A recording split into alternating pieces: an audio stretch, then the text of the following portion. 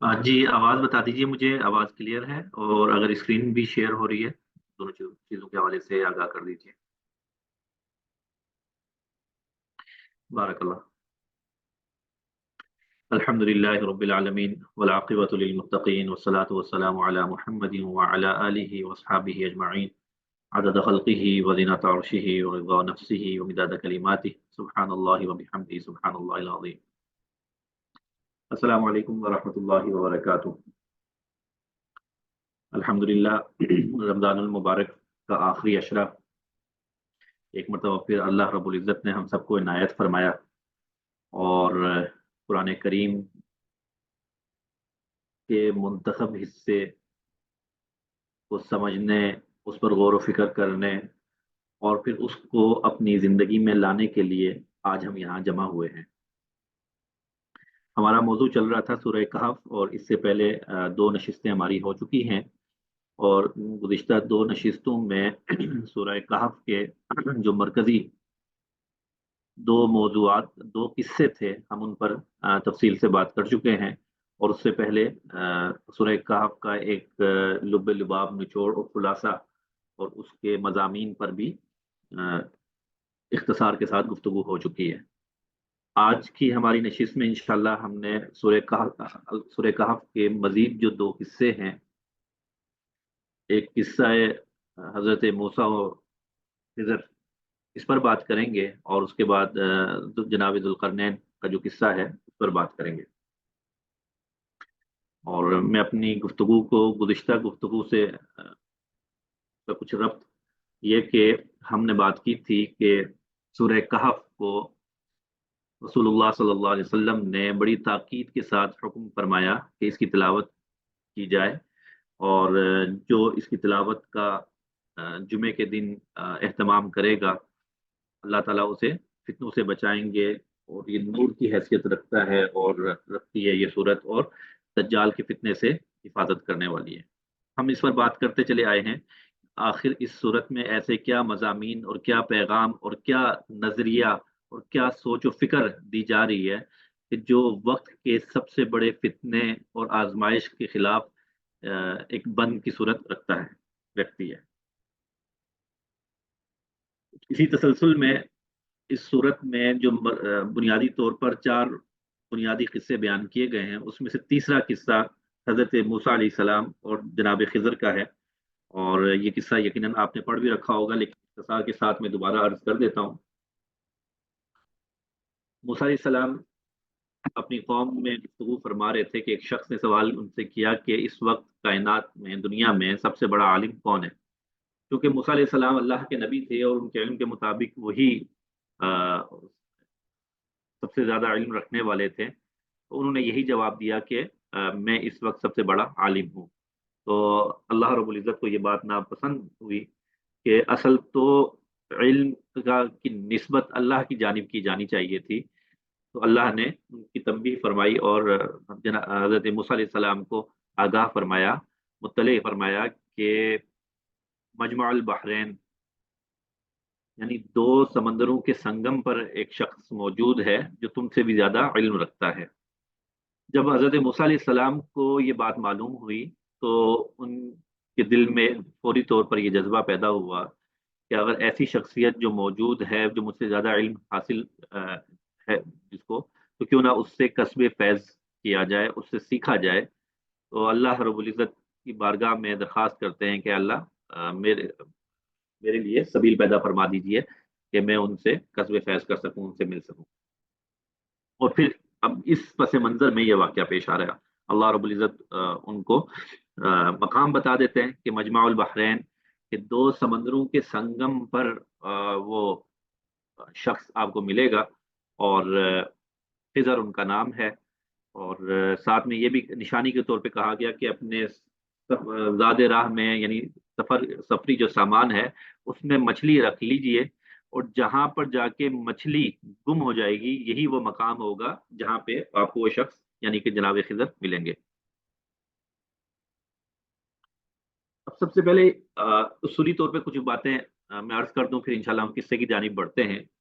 یاد رکھیے گا قرآن کریم میں اور احادیث مبارکہ میں کوئی بھی جو تاریخی واقعہ ہے وہ بہت زیادہ اپنی جزی تفصیلات کے ساتھ بیان نہیں کیا جاتا. خاص طور پہ قرآن کریم میں تو بہت زیادہ اختصار کے ساتھ کام لیا جاتا ہے، اور کسی بھی واقعے کے ان ان اجزاء پر بات کی جاتی ہے جن میں کوئی سبق پوشیدہ ہوتا ہے. پورا قصہ بیان کرنا مقصود ہرگز نہیں ہوتا، اس لیے پورا قصہ بیان بھی نہیں کیا جاتا. تو یہاں پہ بھی حضرت موسیٰ علیہ السلام کے قصے میں کچھ چیزیں مبہم ہیں، اور جو صحیح روایات ہیں اس میں بھی وہ مبہم ہی ہیں. اس میں سے ایک یہ کہ مجمع البحرین یعنی کہ دو سمندروں کا سنگم. اب یہ کون سا مقام ہے؟ دنیا میں اس طرح کے ایک سے زائد مقامات موجود ہیں جہاں پہ دو سمندر آپس میں مل رہے ہوتے ہیں. تو بہرحال ان میں سے کوئی ایک مقام ہے جہاں پہ یہ واقعہ پیش آیا. اب حضرت موسیٰ علیہ السلام ایک نوجوان کے ساتھ، اپنے شاگرد کے ساتھ، روایات میں جن کا نام یوشع مذکور ہے، تو ان کو ساتھ لیا اور دونوں سفر پر چل پڑے. سورہ کہف کی آیت نمبر 60 ہے کہ وَإِذْ قَالَ مُوسَىٰ لِفَتَاهُ لَا أَبْرَحُ حَتَّىٰ أَبْلُغَ مَجْمَعَ الْبَحْرَيْنِ أَوْ أَمْضِيَ حُقُبًا. اپنے نوجوان جو ساتھی ہیں موسیٰ علیہ السلام کے، ان کے شاگرد ہیں، ان سے موسیٰ علیہ السلام نے کہا کہ میں اس وقت تک اپنا سفر جاری رکھوں گا جب تک دو سمندروں کے سنگم پر نہ پہنچ جاؤں، ورنہ برسوں چلتا رہوں گا. تو ایک عزم کے ساتھ، ایک ارادے کے ساتھ موسیٰ علیہ السلام علم کے حصول کے لیے نکلے. اب آپ دیکھ لیجئے، ایک طرف اللہ کے نبی ہیں اور اولو العزم من الرسل ہیں، اور اللہ تعالیٰ نے ان کو وہ مقام اور وہ شرف عطا فرمایا کہ اللہ سے ہم کلام بھی ہوئے. لیکن جب ان کو یہ معلوم ہوا کہ مجھ سے زیادہ علم رکھنے والی شخصیت موجود ہے، تو کیسے اتنا طویل سفر طے کرنے کے لیے تیار ہو گئے، پرعزم ہو گئے اور علم کے حصول کے لیے چل پڑے. تو اس سے ہمیں یہ درس ملتا ہے، یہ سبق ملتا ہے کہ علم کے حصول کے لیے نہ تو عمر کی قید ہے، اور نہ کوئی علم کے کسی خاص مقام کی قید ہے کہ اب بس میں اتنا پڑھ چکا یا اتنی پڑھ چکی ہوں، اتنا علم میں حاصل کر چکا ہوں، لہٰذا اب مزید ضرورت نہیں ہے. نہیں، جب تک ایک مومن کی شان یہی ہے کہ وہ اپنی سانس کے آخری مرحلے تک سیکھنے میں لگا رہتا ہے. اور یاد رکھیے گا، جب تک انسان سیکھنے کے پروسیس سے گزرتا رہتا ہے وہ ترقی کی طرف بڑھتا رہتا ہے. اور جب وہ سیکھنے کا پروسیس جو ہے، جو مرحلہ ہے، اگر اس کی زندگی میں کہیں منجمد ہو جاتا ہے تو یہ بڑی الارمنگ سچویشن ہے.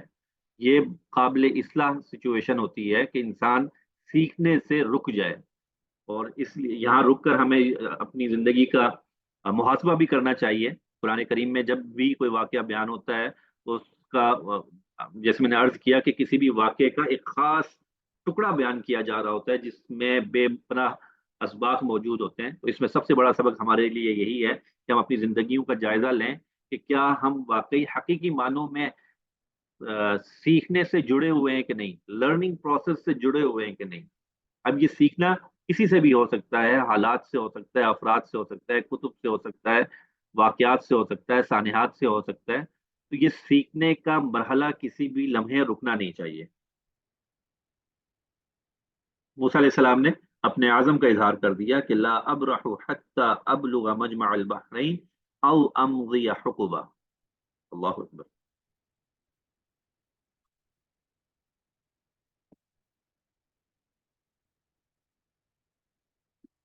اگلی آیت ہے کہ فلما بلغ مجمع بینہما نسیا حوتہما فاتخذ سبیلہ فی البحر سربا.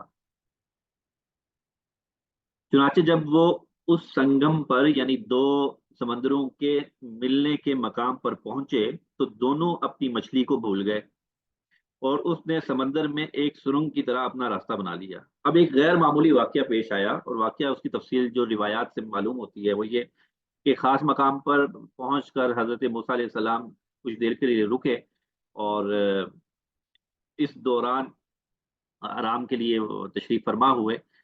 اس دوران جو مچھلی تھی ان کے سامان سے نکل کر سمندر میں جا گری، اور جب وہ سمندر میں گری تو جس پانی میں جس مقام سے اندر داخل ہوئی وہ سرنگ بناتے ہوئے اندر داخل ہو گئی.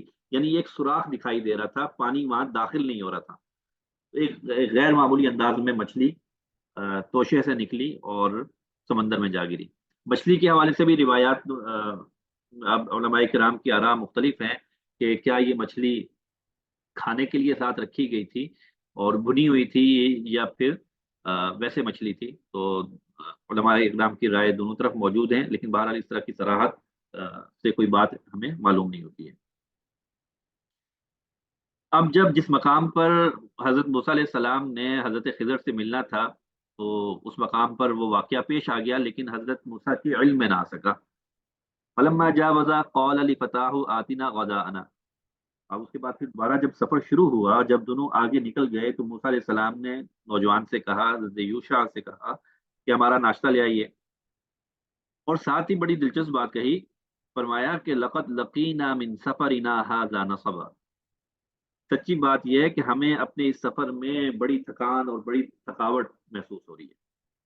سفر تو کافی پہلے سے ہو رہا تھا، لیکن جس مقام پر پہنچنا تھا اس سے آگے جب سفر بڑھنا شروع ہوا، تو اب تھکاوٹ محسوس ہو رہی ہے۔ تو پتہ چل رہا ہے کہ جب انسان بے مقصد سفر کرتا ہے تو وہ اس کی تھکان اور تھکاوٹ کا باعث بھی بن جایا کرتا ہے۔ تو اب جب موسیٰ علیہ السلام نے کھانا مانگا، ناشتہ مانگا، تو اس وقت نوجوان جو تھے انہیں یاد آیا کہ او ہو، اور مچھلی تو اس طرح سے سامان سے نکل کر سمندر میں اتر گئی تھی اور بڑے عجیب طریقے سے سرنگ بناتے ہوئے پانی میں داخل ہو گئی تھی۔ تو وہ واقعہ ان کو یاد آیا فوراً۔ کہنے لگے قال ارأيت اذ اوینا الى الصخرة فاني نسيت الحوت۔ آیت نمبر 62 ہے، 62۔ نوجوان نے کہا، او ہو، عجیب قصہ ہوا کہ جب ہم اس چٹان پر ٹھہرے تھے تو میں مچھلی کا تذکرہ کرنا آپ سے بھول گیا۔ فانی نسیت الحوت، کہ مچھلی کا تذکرہ کرنا بھول گیا آپ سے۔ اور وہ کیا تذکرہ تھا؟ وما انسانی الا الشیطان ونذکرہ، اور شیطان کے سوا کوئی نہیں ہے جس نے مجھ سے اس کا تذکرہ کرنا بلایا۔ واتخذ سبیلہ فی البحر عجبا، اور مچھلی نے تو بڑے عجیب طریقے پر دریا میں یعنی سمندر میں اپنی راہ بنا لی تھی، وہ جس کا تذکرہ ہم کر چکے۔ اب موسیٰ علیہ السلام کو پتا چلا کہ وہ تو کافی پیچھے وہ مقام جہاں پہ مچھلی ان کے سامان سے نکل کر سمندر میں چلی گئی۔ اور روایات میں آتا ہے کہ حضرت موسیٰ علیہ السلام نے حضرت یوشع کو نہیں بتایا تھا کہ جب یہ واقعہ پیش آئے تو مجھے بتائیے گا۔ اور علماء کرام نے یہاں پھر اس سے یہ سفر کے آداب میں سے یہ بات بھی لکھی ہے کہ جب بھی کچھ لوگ آپس میں سفر کے لیے نکلیں تو ضروری معلومات آپس میں شیئر کر لیں۔ قال ذلك ما كنا نبغي فارتد على آثارهما قصصا۔ اب کیا ہوا جی؟ موسیٰ علیہ السلام فرمانے لگے اسی بات کی تو ہمیں تلاش تھی۔ قال ذلك ما كنا نبغي فارتد على آثارهما قصصا۔ اب پھر کیا ہوا کہ چنانچہ دونوں اپنے قدموں کے نشان دیکھتے ہوئے واپسی کو لوٹے، اور مطلب جس راستے سے آئے تھے واپسی اسی راستے پر چلتے چلتے اس مقام کی طرف پہنچنے لگے جہاں پر وہ مچھلی گم ہو گئی تھی۔ جب وہاں پہ پہنچے فوجد عبدا من عبادنا آتیناہ رحمتا من عندنا وعلمناہ من لدنا علما۔ اور روایات سے بھی جو بات معلوم ہوتی ہے وہ یہ کہ جب اس مقام پر پہنچے تو انہوں نے دیکھا کہ وہاں پہ ایک شخص ہیں جو پوری چادر میں لپٹے ہوئے ہیں اور آرام کر رہے ہیں۔ قرآن کریم کے الفاظ ہیں کہ فوجد عبدا من عبادنا آتیناہ رحمتا من عندنا وعلمناہ من لدنا علما، کہ تب انہیں ہمارے بندوں میں سے ایک بندہ ملا جس کو ہم نے اپنی خصوصی رحمت سے نوازا تھا اور اپنی طرف سے ایک خاص علم سکھا رکھا تھا۔ یہاں پہ حضرت خضر علیہ السلام کے حوالے سے کہ کیا وہ نبی تھے یا نہیں تھے، تو اس حوالے سے بھی علماء کرام کی آراء مختلف ہیں، اس لیے کہ کوئی حتمی مضبوط روایت ایسی موجود نہیں ہے جس کے حوالے سے کہا جائے کہ وہ نبی تھے، لیکن بہرحال بعض روایات جو بہت زیادہ مضبوط نہیں ہیں تو اس میں کے حوالے سے بعض علماء کرام اس طرف گئے ہیں کہ وہ اللہ کے نبی تھے، اور بعض نے اس بات کا اظہار کیا کہ نہیں وہ اللہ کے نبی نہیں تھے۔ لیکن بہرحال قرآن کریم جتنا قصہ سنا رہا ہے تو اس کا جو اہم حصہ ہے وہ جو ہمارے اور آپ سے متعلق ہے وہ واضح ہے۔ اور اب حضرت خضر نبی تھے یا نہیں تھے یہ ہمارے ایمان کا کوئی مسئلہ نہیں ہے، اس لیے علماء کرام مختلف آراء کے اظہار کے بعد یہی لکھتے ہیں کہ اس حوالے سے مزید بحث مباحثہ کرنے کے بجائے اور کوئی چیز متعین کرنے کے بجائے ہم یہیں سے آگے بڑھتے ہیں۔ اب موسیٰ علیہ السلام حضرت خضر کے پاس پہنچے اور ان کو سلام کیا۔ حضرت خضر، روایات میں آتا ہے کہ ایک دم سے چونکے کہ اس مقام پر اور سلام، اور حضرت موسیٰ علیہ السلام نے اپنا تعارف کروایا کہ میں موسیٰ۔ حضرت خضر نے پوچھا کہ کیا موسیٰ بنی اسرائیل سے؟ حضرت موسیٰ علیہ السلام نے نبی میں اس بات میں سر ہلایا، اور پھر مدعا بیان کیا کہ میں آپ سے علم حاصل کرنے آ رہا ہوں۔ قرآن کریم کے الفاظ ہیں کہ قال له موسیٰ هل اتبعك على ان تعلمني مما علمت رشدا، کہ کیا میں آپ کے ساتھ اس غرض سے رہ سکتا ہوں کہ آپ کو بھلائی کا جو علم عطا ہوا اس کا کچھ حصہ آپ مجھے بھی سکھا دیں۔ روایات میں آتا ہے کہ حضرت خضر علیہ السلام نے کہا کہ آپ کو ایک خاص علم عطا کیا گیا جو میرے پاس نہیں ہے، اور اسی طرح مجھے ایک خاص علم عطا کیا گیا جو آپ کے پاس نہیں ہے۔ تو جو میرا علم ہے، تو قال انک لن تستطیع معی صبرا، میں آپ کو اپنے پاس روک تو لوں، ساتھ رکھ تو لوں، لیکن حقیقت تو یہ ہے کہ مجھے یقین ہے کہ آپ میرے ساتھ رہنے پر صبر نہیں کر سکیں گے۔ اور روایات سے جو پتہ چلتا ہے، بات پتہ چلتی ہے، اس کی وجہ بھی یہی تھی جس کی جانب انہوں نے اشارہ کر دیا کہ آپ کو ایک خاص علم عطا کیا گیا جو میرے پاس نہیں ہے، اور مجھے ایک خاص الگ علم کی ایک ڈومین عطا کی گئی جو آپ کے پاس نہیں۔ اب یہاں پہ ایک فرق جان لیجئے، اس قصے میں یہ سمجھنا بڑا ضروری ہے، وہ یہ کہ موسیٰ علیہ السلام آ، اللہ کے نبی تھے، اور ظاہر ہے کہ شریعت کا علم رکھتے تھے، اور علم کی ایک خاص ڈومین ہے یہ جو ہم جس جس کے ذریعے سے عام انسان اللہ کے انسانوں تک اللہ کا پیغام پہنچتا ہے، اس کے احکامات پہنچتے ہیں۔ یہ وہ تمام یہ وہ علم کی وہ ڈومین ہے جو تمام انبیاء میں ایک یکے بعد دیگرے چلتی رہی، اور پھر سب کے آخر میں جناب رسول اللہ صلی اللہ علیہ وسلم کی تشریف آوری ہوئی، اور ان کے ذریعے سے ہمیں اللہ کی ذات کے حوالے سے آگاہی اور اللہ کا پیغام اور دین کی مکمل معلومات ملی۔ ایک تو یہ علم ہے، لیکن اس کے ساتھ ساتھ کچھ ایسے امور بھی ہیں جو اس دنیا میں رونما ہو رہے ہوتے ہیں، جو بظاہر ہماری آنکھوں سے اوجھل ہوتے ہیں لیکن ہو رہے ہوتے ہیں۔ یعنی کچھ واقعات تو ہوتے ہیں کہ جو ہمارے سامنے ہو رہے ہوتے ہیں، اور اس کا علم بھی ہمیں ہوتا ہے، لیکن اس کے پس پردہ بھی ایک پورا کائنات کا ایک نظام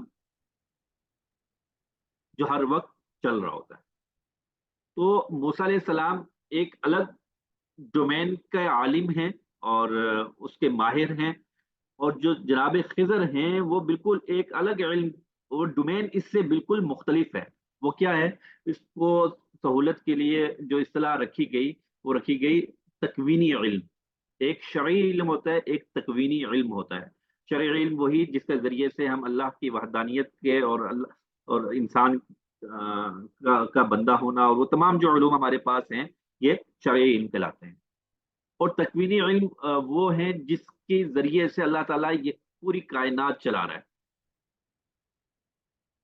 مثال کے طور پہ کہ کہاں بارش برسنی ہے، کب برسنی ہے، کتنی برسنی ہے، کس کے ہاں اولاد ہونی ہے، کب ہونی ہے، کتنی ہونی ہے، کس کی کہاں شادی ہونی ہے، کس کو کتنا رزق ملنا ہے، اور کون کس آفت میں مبتلا ہوگا، کون کس مصیبت میں مبتلا ہوگا، یا کس کو کس مصیبت سے چھڑا لیا جائے گا، وغیرہ وغیرہ، یہ تکوینی علم ہے۔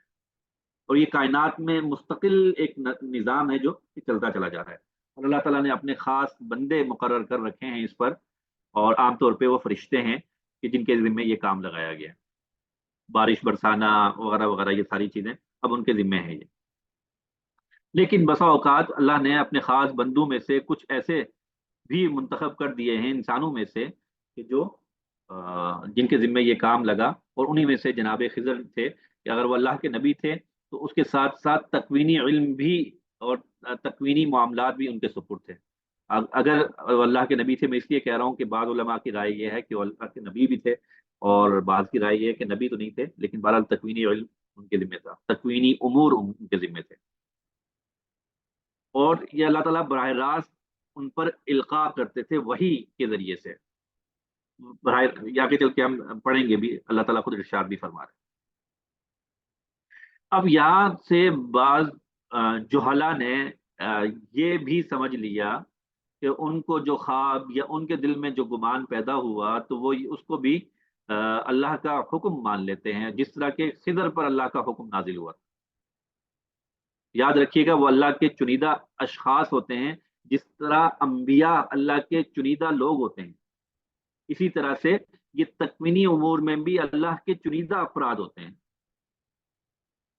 عام فرد کوئی بھی اس کی یہ ڈومین نہیں ہے، اور اس کو یہ اختیار حاصل نہیں ہے کہ وہ شریعت کے کسی بھی علم حکم میں کوئی تبدیلی کر سکے، کوئی ترمیم کر سکے۔ یاد رکھیے گا کوئی بھی شرعی حکم کسی بھی الہام کے ذریعے سے، کسی خواب کے ذریعے سے ثابت نہیں ہو سکتا ہے۔ میں اس لیے یہ بات کر رہا ہوں کہ آج کل کچھ ایسے لوگ ہوتے ہیں جو اس طرح کی بات کر دیتے ہیں کہ ہم تو تکوینی امور پر بھی معمور ہیں۔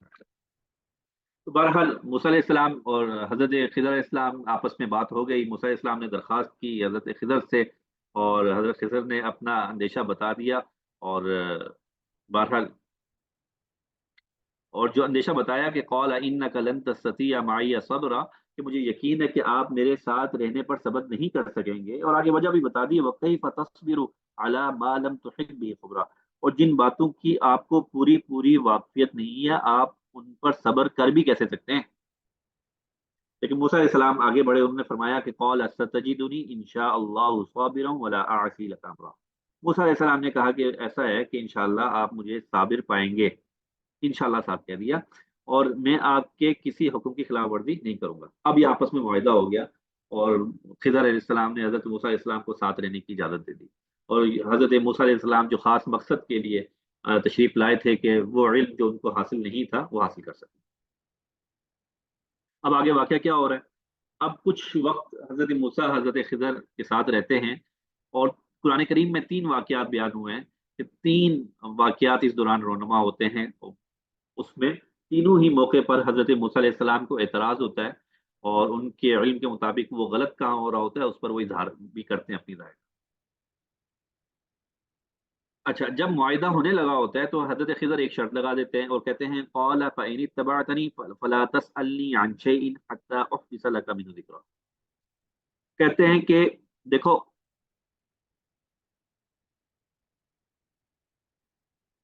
اگر آپ میرے ساتھ چلتے ہیں تو جب تک میں خود آپ سے کسی بات کی وضاحت نہ کر دوں، تذکرہ نہ کر دوں، آپ مجھ سے کسی بھی چیز کے بارے میں سوال نہیں کریں گے۔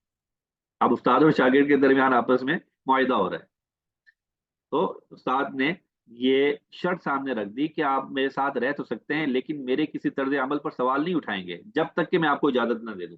اور یہاں بھی دیکھ لیں مطلقاً یہ نہیں کہا کہ آپ مجھ سے سوال ہی نہیں کر سکتے، بلکہ ایک خاص وقت تک کے لیے روکا۔ اس سے بھی پتہ چل رہا ہے کہ سوال کرنا شاگرد کا حق ہوتا ہے، اور وضاحت طلب کرنا اور سوال کرنا، اور استاد کو اس کے لیے تیار رہنا چاہیے، اور یہ واقعہ بھی اس کے خلاف نہیں ہے۔ ہاں، ایک خاص مثال کے طور پہ آپ نے دیکھا ہوگا کہ بعض مرتبہ بعض اساتذہ کا انداز تدریس یہ ہوتا ہے کہ وہ اپنی گفتگو شروع کرتے ہیں اور کہتے ہیں کہ میں آخر میں سوال لوں گا، اور بعض ایسے ہوتے ہیں جو کہتے ہیں کہ نہیں، آپ درمیان میں جب چاہیں سوال لے لیں۔ تو یہ یوں ہوا جیسے حضرت خضر نے کہا کہ درمیان میں کوئی سوال نہیں کرنا ہے، یعنی کہ جب میں اپنی بات پوری کر چکا ہوں گا، لیکچر عام اسلوب میں سمجھانے کی کوشش کر رہا ہوں کہ جب لیکچر پورا ہو چکا ہوگا، گفتگو پوری ہو چکی ہوگی، تو گفتگو کے اختتام پر آپ سوالات کریں۔ معاہدہ ہو گیا، حضرت موسیٰ علیہ السلام نے حامی بھر لی اور پھر دونوں چل پڑے۔ فانطلقا حتى اذا ركبا في السفينه خرقها قال اخرقتها لتغرق اهلها لقد جئت شيئا نكرا۔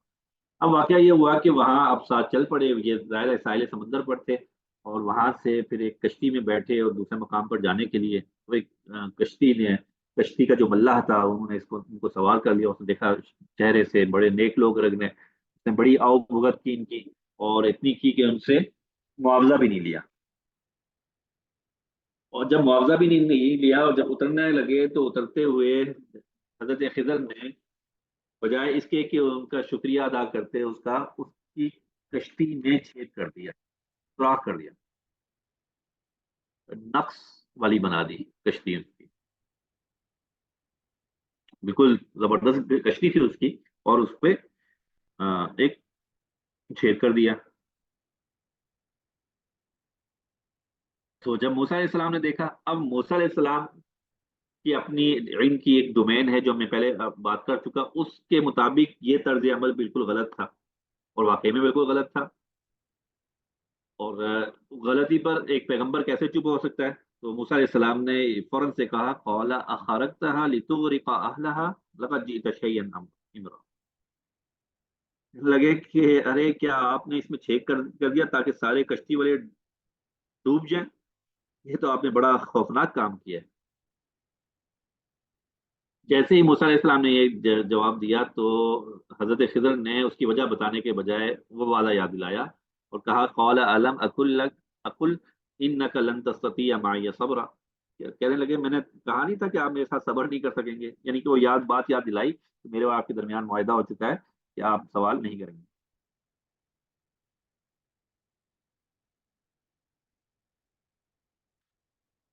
قال اللہ تؤاخذنی بما نسیت ولا ترهقنی من امری عسرا. موسیٰ علیہ السلام نے کہا کہ مجھ سے بھول ہو گئی، اس پر میری گرفت نہ کیجیے اور میرے کام کو زیادہ مشکل نہ بنائیے. مطلب یہ کہ انہوں نے کہا کہ تھوڑی سی سہولت پیدا کریں نظم میں، اور غلطی سے ایسا ہو گیا تو اس پر اتنی باز پرس نہ کریں. پھر جو دوبارہ دونوں چل پڑے. فانطلقا حتى اذا لقيا غلاما فقتله. اب پہلا واقعہ تو بھی آ، بظاہر بڑا عجیب تھا، لیکن جو دوسرا واقعہ پیش آیا وہ تو بہت ہی زیادہ سنگین تھا. اور سنگین اس طرح سے کہ ایک جگہ سے گزرے تو وہاں ایک بچہ تھا، بچہ، اور اس سے ملے اور اس کو قتل کر دیا. فقتل. حضرت خضر علیہ السلام نے قال اقتلت نفسا زکیۃ بغیر نفس. اب پھر وہی بات، حضرت موسیٰ علیہ السلام کی ڈومین شریعت کا علم ہے، اور حضرت خضر کی ڈومین تکوینیات کا علم ہے. حضرت خضر اپنے علم کے مطابق طرز عمل اختیار کر رہے ہیں، موسیٰ علیہ السلام اپنے علم کے مطابق.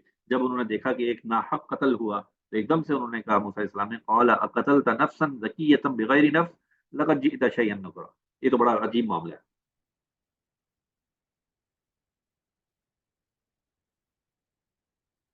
یہ تو آپ نے بڑا بڑا ہی برا کام کیا ہے. قال حضرت خضر نے پھر فوراً یاد دلایا قال علم اقل لك انك لن تستطيع معي صبرا. موسیٰ علیہ السلام نے کہا کہ ان سألتك عن شيء بعدها فلا تصاحبني. اب چونکہ پہلی مرتبہ معذرت وہ عذر پیش کر چکے تھے، تو اب موسیٰ علیہ السلام نے کہا کہ اب اس کے بعد اگر میں کوئی سوال پوچھ بیٹھوں تو بس پھر اس کے بعد میں آپ مجھے اپنے ساتھ نہ رکھیے گا، یعنی کہ ہمارا جو سفر تھا وہ اختتام پذیر ہو جائے گا. اور آپ نے یقیناً میری طرف سے آپ کو عذر کی حد پہنچ گئی ہے کہ بس اب یہ ہے. اب ایک فائنل واقعہ ہوا کہ فانطلقا حتى اذا اتيا اهل قريه استطعما اهلها. اب ہوا یہ کہ ایک بستی سے گزر ہوا.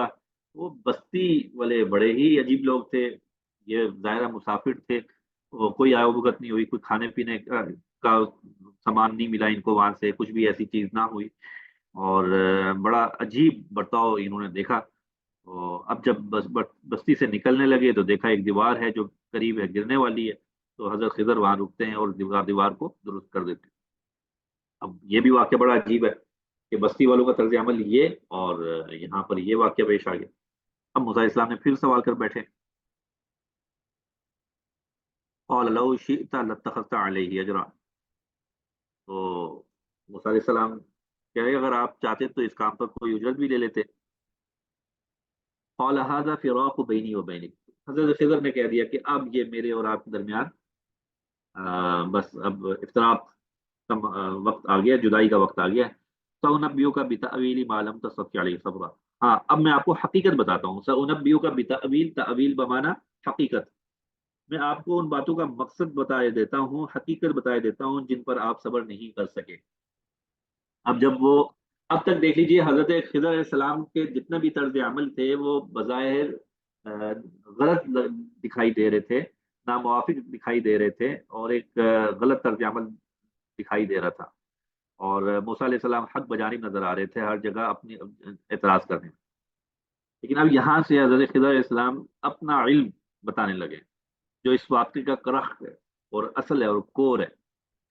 تو اب انہوں نے ایک ایک کر کے تینوں واقعات کی جو حقائق تھے اور مقصد تھے وہ بتائے. انہوں نے کہا کہ بھائی جو پہلا کشتی جہاں ہم نے ڈبو دی تھی مल्ला बहुत अच्छा था और उसका तर्ज अमल हमारे साथ बड़ा अच्छा था, लेकिन हमने उसके साथ अच्छा रवैया रवा नहीं रखा। और उसकी वजह यह थी कि हमने उसकी कश्ती को ऐबदार जो किया, इसलिए कि आगे एक बादशाह था जिसको कश्तियों की ज़रूरत थी, और वो जो अच्छी कश्तियां थी उनको जब्त कर रहा था। तो मैंने उस नुकसान से बचाने के लिए एक छोटे नुकसान से उसे गुजारा, ताकि वो उस बादशाह उसकी कश्ती बादशाह के हाथ ना लग सके। अब देख लीजिए तो अब हमें हजरत खिदर का ये तर्ज अमल बिल्कुल दुरुस्त नजर आ रहा है। और जहाँ तक बच्चे का मामला है, तो वो कहते हैं कि इस बच्चे ने बड़े होकर मुझे सरकशी दिखाई दे रही थी इसमें, और तो अपने वालिदैन के लिए ये आजमाइश का बायस बनता। तो मैंने इसे फरदना अन युबद्दिला हुमा रब्बुहुमा खैरम मिन्हु ज़कातन व अक़रब रहमा। तो हजरत खिदर कहते हैं, चुनाचे हमने चाहा कि उनका परवरदिगार उन्हें इस लड़के के बदले ऐसी औलाद दे जो पाकीज़गी में भी उससे बेहतर हो और उसमें सलूक में भी उनसे बड़ी हुई हो। तो मतलब ये, इस बच्चे को तो मैं मार दूंगा, अल्लाह ताला एक और औलाद दे देगी, और जो पाकीज़गी में और वालिदैन के साथ उसमें सलूक में इससे ज़्यादा बेहतर होगा। वमल जिदार फ़कान अली गुलामी। जहाँ तक दीवार का मामला है, तो वो यतीम बच्चों की थी, और उनके वालिद जो थे बड़े नेक इंसान थे। तो मैंने इरादा ये किया ताकि इस दीवार को दोबारा सही कर दिया, ताकि बच्चे बड़े हो सकें, और जब बड़े हो जाएं तो वो उस खजाने को पालें। दालिका तअवीलु मा लम तस्ति अलैहि सब्रा। और इससे बड़े पहले बड़ी दिलचस्प बात की, वमा फ़अलतुहु अन अमरी। हजरत खिदर फरमा रहे हैं, वमा फ़अलतुहु अन अमरी, और मैंने कोई काम अपनी राय से नहीं किया। ये बड़ा वाज़ेह बात है। इससे पता चल रहा है कि वो जितना भी तर्ज अमल था उनका, वो बज़ाहिर वही की रोशनी में था। जैसे नबी का तर्ज अमल वही की रोशनी में होता है, इसी तरह से हजरत खिदर का तर्ज अमल तमाम का तमाम वो भी वही की रोशनी में था, अल्लाह के हुक्म से हो रहा था। और एक खास डोमेन है जिसको तकमीनियात कहा जाता है, उसमें रहते हुए वो अपने फराइज सर अंजाम दे रहे थे। इस वाक्य में मेरे और आपके लिए क्या है सीखने के लिए जी?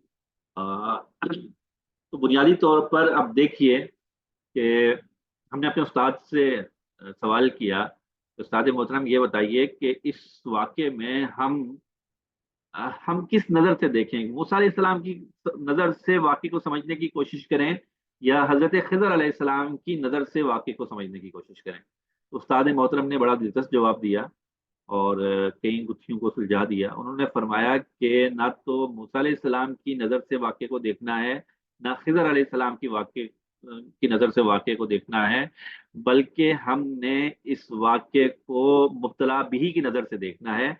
यानी कि कश्ती वाले वाक्य में मल्लाह की नज़र से, और बच्चे वाले वाक्य में उसके वालिदैन की नज़र से, और इसी तरह तीसरे वाक्य में भी अ, मुब्तला बिही की नज़र से देखना है।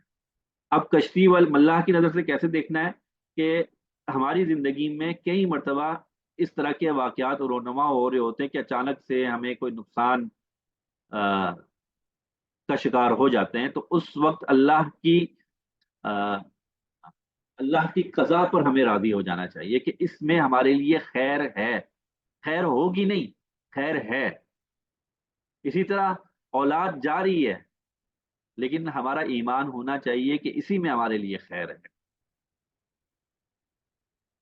मूसा अलैहिस्सलाम और हजरत खिदर अलैहिस्सलाम के इस वाक़े में जो एक अहम तरीन सबक है कि जो कुछ दुनिया में होता दिखाई दे रहा होता है वो महज काफ़ी नहीं है, बल्कि एक मोमिन के शान शान ये है कि वो उससे भी परे देखने की सलाहियत और नज़र अपने अंदर पैदा करे, और जो तमाम तर इन्हिसार अपनी ज़ाहिरी नज़र पर ना करे। ख़ास तौर पर चूँकि हम इस सूरत में को इस नज़र से भी देख रहे हैं कि ये आखिर दौर में जो फितने रोनुमा होंगे उससे बचाव का सामान इस सूरत में है।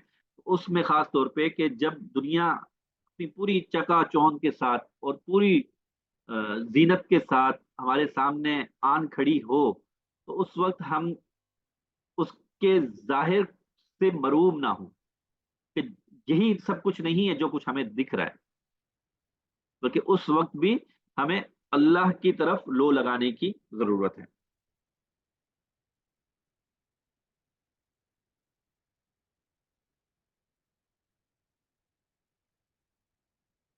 تو اس دنیا میں ہر وقت ایسے لاتعداد حالات و واقعات رونما ہو رہے ہوتے ہیں. ہماری زندگی میں اس وقت بھی ہر وقت اس طرح کے بے شمار واقعات رونما ہو رہے ہوتے ہیں.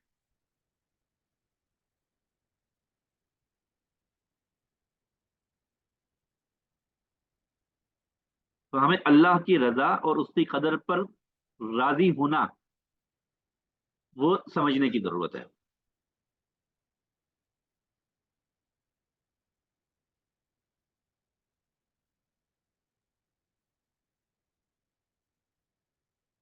اللہ اکبر، لا الہ الا اللہ. تو ہمیں اسے پتا چلا کہ پس پردہ حقیقتیں کس قدر عجیب ہوتی ہیں. ظاہر کچھ ہے، باطن بالکل ہی کچھ ہے. اس زندگی کی مسائل اور حالات اتنے آسان نہیں، بڑے عام زندگی میں بڑے کٹھن اور مشکل ہو رہے ہوتے ہیں. یہ کائنات بڑی مبہم ہے، اور اس میں بہت سی چیزیں انسان کی سمجھ اور فہم سے ماورا ہوتی ہیں. اس کے علم میں ہر چیز نہیں آ سکتی. ہم یہ دعویٰ نہیں کر سکتے کہ ہر انسان نے ہر علم کو، ہر شے کو اپنے احاطہ علم میں لے آیا ہے. خاص طور پر کہ آخر دور میں جو اب جس دور سے ہم گزر رہے ہیں، کہ آج جو علم کا اور سائنسی ترقی کا دور ہے، کہ جہاں انسان ماضی کے مقابلے میں کہیں زیادہ کچھ جان چکا ہے، تو اس وقت کہیں نہ کہیں انسان کے دل و دماغ میں یہ پیغام بیٹھ رہا ہوتا ہے، ہمیں بہت کچھ معلوم ہو رہا ہے. تو موسیٰ علیہ السلام کے قصے سے یہ بات معلوم ہو رہی ہے کہ ہم سب کچھ جاننے کے باوجود ابھی کچھ بھی نہیں جانتے ہیں. ہم تو سامنے پیش آنے والے واقعے کے تھوڑا سا پیچھے ماورا نہیں دے سکتے، اس کا پس پردہ نہیں دیکھ پا رہے ہوتے. آپ دیکھ لیجئے کہ حضرت خضر کا حقیقت اور واقعے سے کتنے دور، کوئی سمجھ ہی نہیں آ رہا کوئی. لیکن انجام آخر میں جب انہوں نے اس کے حکمتیں بتائی تو ساری باتیں سمجھ میں آنا شروع ہو گئی. تو وفوق کل ذی علم علیم، اہل علم کے اوپر ایک علم والا ہوتا ہے. تو مجموعی طور پر انسانیت اس وقت بڑی ترقی کر چکی ہے، بے انتہا ترقی کر چکی ہے. لیکن وہ ترقی اگر اس کو رب تعالیٰ کی حقانیت سے دور لے جا رہی ہے تو وہ خطرناک ہے.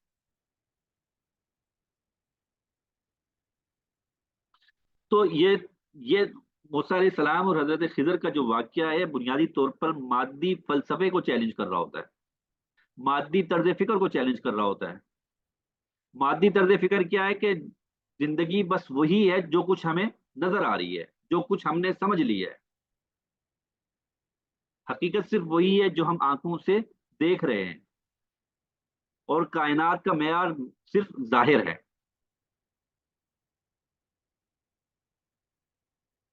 لہذا انسان کو یہ اختیار ہے کہ وہ اس دنیا کا نظام اس کے حوالے کیا جائے. قانون سازی انسان اپنی عقل کی بنیاد پر کرے. علم اور عقل اور مطالعہ اور تحقیق، ہر چیز اس کو وہ درجہ کمال پر سمجھ رہا ہوتا ہے کہ انسان پہنچ گیا ہے.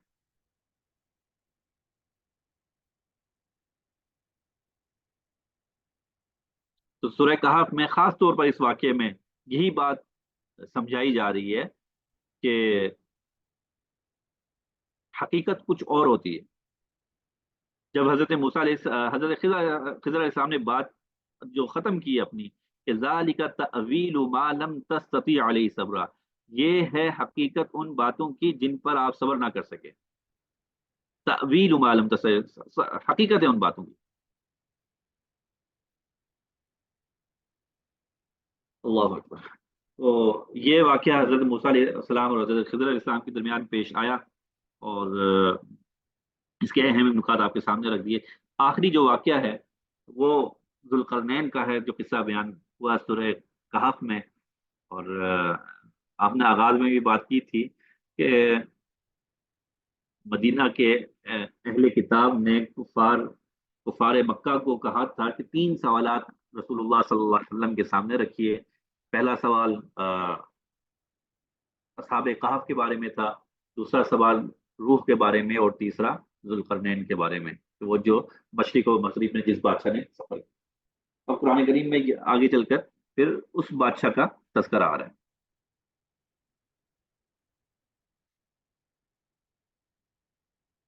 वयसअलूनका अन ज़िलक़रनैन कुल सअतलू अलैकुम मिन्हु ज़िक्रा।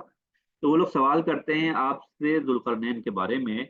कुल सअतलू अलैकुम मिन्हु ज़िक्रा, आप कह दीजिए, बड़ी दिलचस्प ताबीर है, कुल सअतलू अलैकुम मिन्हु ज़िक्रा, आप कह दीजिए कि मैं उनका कुछ हाल तुम्हें सुना दूंगा। यानी कि मुकम्मल वाकया नहीं सुना रही, आगाज ही में बता दिया कि जुल्करनैन का वाकया बताने तो जा रहे हैं लेकिन उसका कुछ हिस्सा बस बताएं। और इस वाक्य को समझना बड़ा इस एतबार से भी जरूरी है।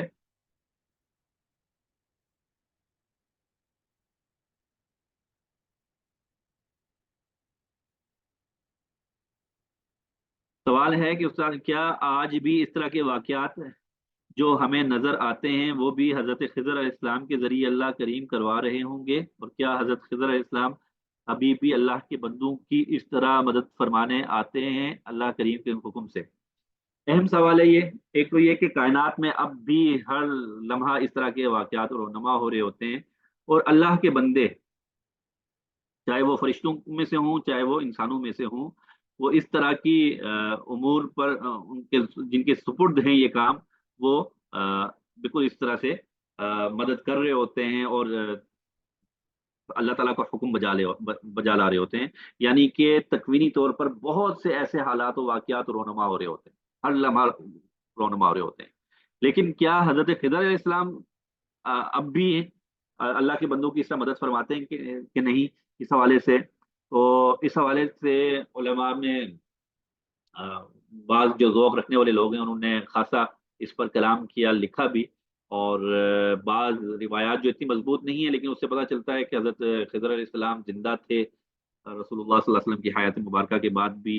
और बाज उलमा किराम की राय ये है कि नहीं, उनका इंतकाल हो चुका है। लेकिन बहरहाल उलमा की एक बड़ी तादाद है जिनकी राय ये है कि नहीं, उनका विसाल नहीं हुआ और इंतकाल नहीं हुआ और वो जिंदा हैं। और बाद की राय ये है, जैसे कि मुजद्दिद अल-फ़सानी रहमतुल्लाह अलैह, उनकी राय ये है कि उनका इंतकाल तो हो चुका है लेकिन उनकी शक्ल में बहुत मर्तबा वो अल्लाह ताला किसी को भेजकर इंसान की मदद कर देते हैं। बहरहाल ये ऐसी चीज है जो मुबहम ही है, जब तक कि इस पर कोई नस वारिद नहीं है और कुरान और सुन्नत से हमें नहीं पता चल रहा है कि आया अब वो जिंदा हैं नहीं हैं, और उनकी जो ड्यूटी थी अब भी वो उस पर कारबंद है नहीं है। तो इस हवाले से जब नुसूस में कुछ नहीं है, कुरान और सुन्नत में नहीं है, तो हम हतमी तौर पर, यकीनी तौर पर कोई बात नहीं कह सकते। हाँ, ये बात तो यकीनी है कि तकवीनी तौर पर इस तरह के बेशुमार मामलात और हालात वाक़यात रोनमा हो रहे होते हैं, और अल्लाह ताला अपने बंदों में से किसी को ज़रूर इस तरह से, चाहे वो फरिश्ते की शक्ल में हो चाहे वो इंसान की शक्ल में हो, अपने बंदों की मदद के लिए, और बज़ाहिर कभी मदद के लिए और बज़ाहिर कभी किसी आफत में, किसी मुसीबत में मुब्तला करने के लिए भेजते हैं। हम जुल्करनैन के हवाले से तज़किरा कर रहे थे कि सवाल हुआ कि जुल्करनैन कौन है। वो आपसे जुल्करनैन के हवाले से सवाल करते हैं, तो अल्लाह रब्बुल इज़्ज़त ने आगाज़ ही में फरमा दिया, कुल सअतलु अलैकुम मिन ज़िक्रा, कि हम अनकरीब आपको इस हवाले से कुछ उनके हवाले से आगाह कर देंगे। इन्ना मक्कन्ना लहू फिल अर्ज़ व आतैनाहु मिन कुल्लि शैइन सबबा। वाक़या ये है कि हमने उनको ज़मीन पर इक़्तिदार बख्शा। इन्ना मक्कन्ना लहू फिल अर्ज़, हमने इक़्तिदार बख्शा उनको ज़मीन में।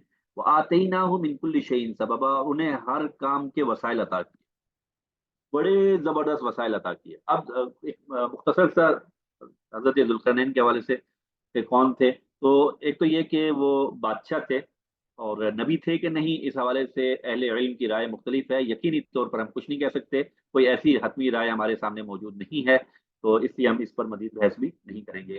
कुरान करीम का, इसलिए मैंने आगाज ही में आपसे मैंने अर्ज किया था, कुरान करीम का उसलूब याद रखें। कुरान करीम किसी भी वाक़े की चुनिंदा चुनिंदा जुज़ियात को बयान करता है, जो कि इंसान के को जो सबक देना होता है, जो इबर देना होते हैं, वो हासिल हो जाएँ। तो जितनी मालूमात कुरान करीम में या अहादीस सहीहा में आ गई हैं, उसके ज़रिए से इस वाक़ये का जो जो सबक है वो हम तक पहुँच रहा है, और वो काफ़ी है। तो एक तो ये कि वो बादशाह थे और अल्लाह ताला ने इनको गैर मामूली वसाइल अता कर रखे थे। غیر معمولی، اور یہ خود قرآن کریم کی تعبیر بھی ہے کہ انا مکننا لہو فی الارض وآتیناہ من کل شیء سببا، اور ہم نے ان کو ہر طرح کے وسائل عطا کیے ہوئے تھے۔ اس میں بڑا عموم ہے، اور جو آگے سفر وہ کر رہے ہیں تو اس سے بھی پتہ چلتا ہے کہ غیر معمولی وسائل عطا کیے گئے تھے۔ تو اب کیا یہ غیر معمولی وسائل اس طرح سے تھے جیسے کہ حضرت سلیمان علیہ السلام کو غیر معمولی وسائل اللہ تعالیٰ نے عطا کیے، ہوا کو ان کے ماتحت کر دیا، اور پرندوں کو ان کے ماتحت کر دیا، وہ پرندوں کی زبانیں بھی سمجھتے اور سب کچھ، جنات کو ان کے تابع کر دیا جیسے کہ حضرت سلیمان علیہ السلام کو، تو کیا ذوالقرنین کے بھی اس طرح سے تابع ہوئے؟ تو اب اتنی تفصیلات سے تو ہم نہیں کہہ سکتے کہ کیا کیا چیز تھا، لیکن قرآن کی جو تعبیر ہے تو ایک غیر معمولی وسائل ان کو عطا کیے گئے، اور نیک بادشاہ تھے، جو آگے تعبیر قرآن کریم اختیار کر رہا ہے، اور جو روایات سے جو جناب ذوالقرنین کا مجموعی تاثر ملتا ہے کہ وہ ایک موحد مسلمان خدا ترس بادشاہ تھے، اگر نہیں نبی نہیں بھی تھے، اگرچہ بہت سے علماء کی رائے ہے کہ وہ نبی بھی تھے، اور اللہ تعالیٰ نے ان کو اقتدار بخشا، دنیا پر انہوں نے حکمرانی کی، اور تین اسفار ایسے تھے جو ان کی بڑے غیر معمولی تھے جن کا تذکرہ یہاں پہ ہوا۔ تین سفر انہوں نے کیے، اور اب بڑی ہر طرح کے وسائل ان کے پاس ہیں۔ اب پہلا سفر ہے ان کا، وہ ہے حتی اذا بلغ مغرب الشمس وجدها تغرب في عین حمیۃ ووجد عندها قوما۔ اب پہلے سفر کے حوالے سے، پہلے سفر کے حوالے سے قرآن کریم کی تعبیر دیکھ لیجئے کہ یہ کچھ مسئلہ ہو رہا ہے جی۔ اسکرین شیئر ہے، شاید میرے پاس سے اسکرین بند ہو گئی ہے۔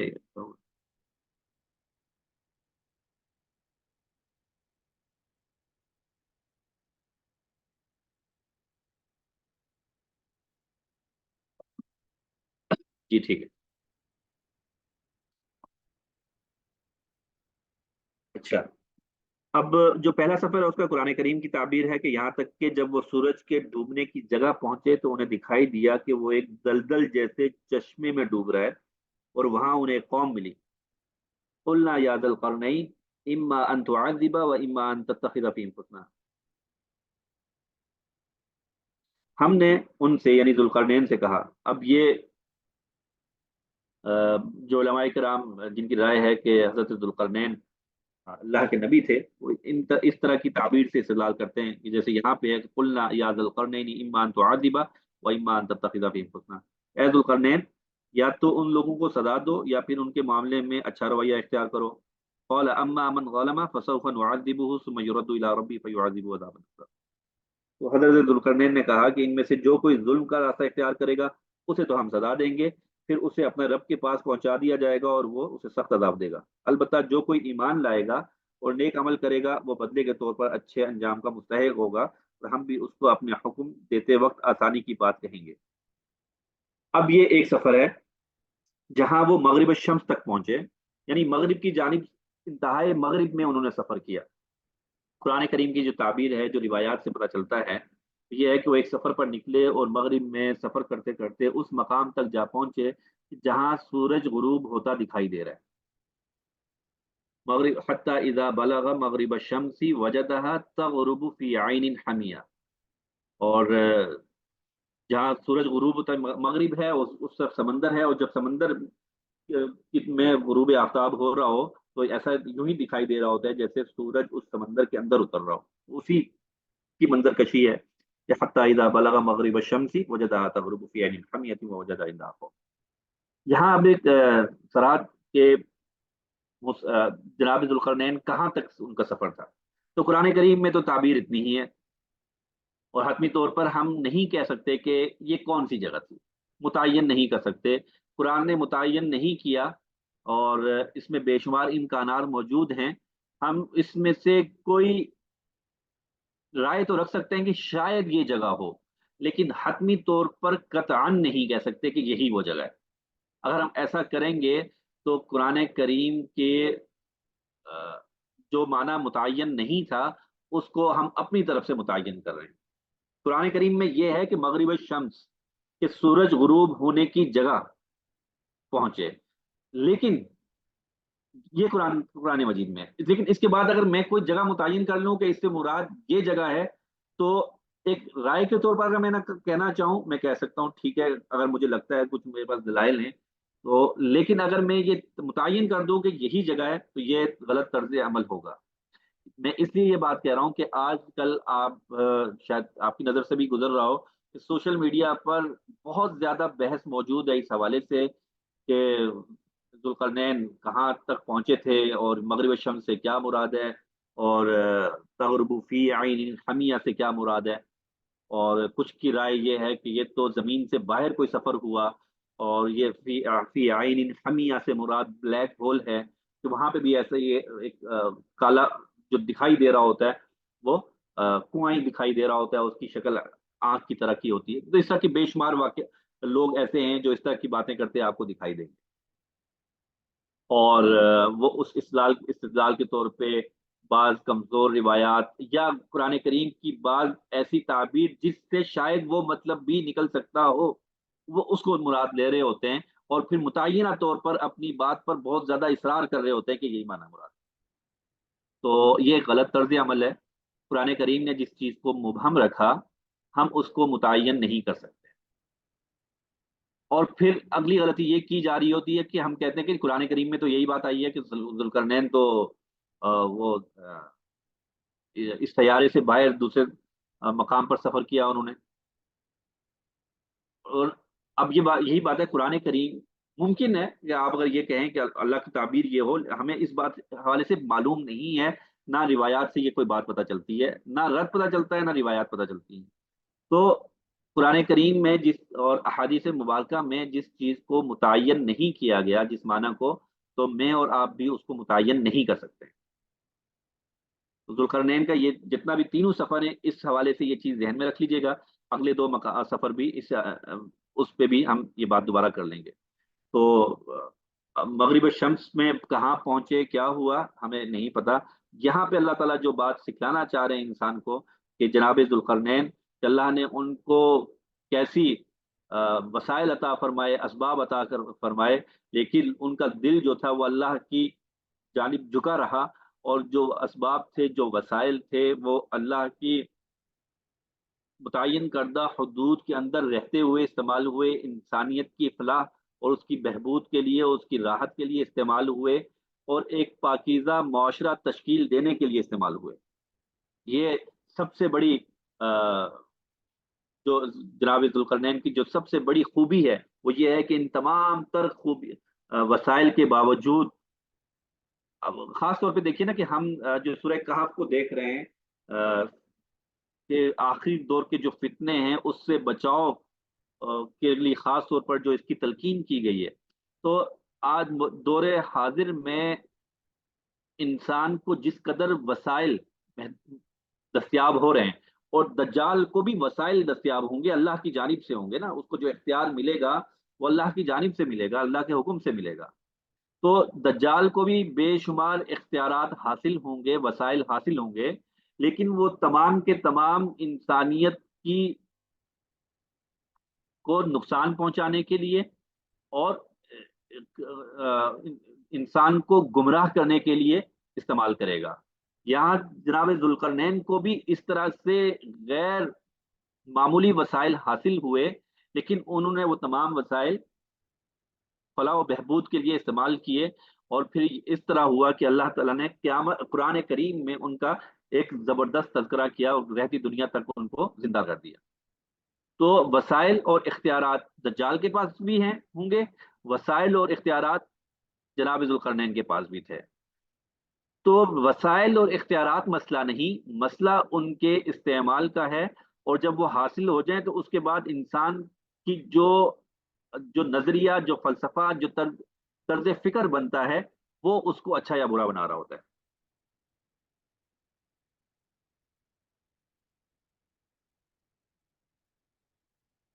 تو جب یہ مغرب الشمس میں جہاں حضرت ذوالقرنین پہنچے تو وہاں کفار آباد تھے، جو कलाम से बात मालूम हो रही है। और हजरत जुल्करनैन ने उनको बता दिया कि जो कोई जुल्म से काम लेगा तो फिर हम उसको उसकी बात पुरस करेंगे और उसको तकलीफ पहुंचाएंगे, और जो कोई नेक अमाल करेगा तो उसके लिए नेक बदला है। सुम्मा अतबा सबबा। उसके बाद कहते हैं कि उसके बाद वो एक और रास्ते के पीछे चल पड़े। अब एक सफर किया उन्होंने, इंतहाए मगरिब पहुंचे। फिर एक और सफर, हत्ता इदा बलगा मतलिया शम्सी वजदहा ततलु अला कौमिन लम नजअल लहुम मिन दुनिया सितरा। यहाँ तक कि जब वो सूरज के तुलू होने की जगह पहुंचे। दो ताबीरें हैं। पहले इंतहाई मगरिब तक सफर किया, अब इंतहाई मशरिक की तरफ सफर किया। हत्ता इदा बलगा मतलिया शम्सी वजदहा ततलु अला कौमिन। जब वहां पहुंचे तो उन्होंने देखा कि वो एक ऐसी कौम पर तुलू हो रहा है सूरज, जिसे हमने उससे बचने के लिए कोई ओट मुहैया नहीं की थी। यानी कि अब कुरान करीम की ताबीर यही है कि वहां के जो बाशिंदे थे वो सूरज से बच नहीं पाते थे। अब ये कैसे था? तो उसकी एक वजह तो ये हो सकती है, जैसे बाज उलमा ने, बाज मुफस्सिरीन ने लिखा कि वो गैर मुतमद्दन लोग थे और घरों में और झोंपड़ियों में रिहाइश इख्तियार नहीं करते थे, बल्कि खुले मैदानों में रहते थे। और बाज माहिरीन का ख्याल ये है कि ये शायद दुनिया में कोई ऐसा मकाम था जहाँ बहुत तवील अरसे तक दिन रहता था। जैसे अब भी जो इंतहाई शुमाल के इलाके हैं, वहाँ एक तवील अरसे तक रात और तवील अरसे तक दिन होता है। तो शायद ये उस मकाम में से किसी पर हूँ। लेकिन बहरहाल कुरान करीम फिर हमारे पास मुतय्यन करने के लिए कुछ इस तरह की वजाहत मौजूद नहीं है। हत्ता इज़ा बलग मतलिया शम्सी वजदहा ततलु अला कौमिन लम नजअल लहुम मिन दुनिया सितरा कज़ालिका वक़द अहतना बिमा लदयहि खुबरा। वाकया इसी तरह हुआ।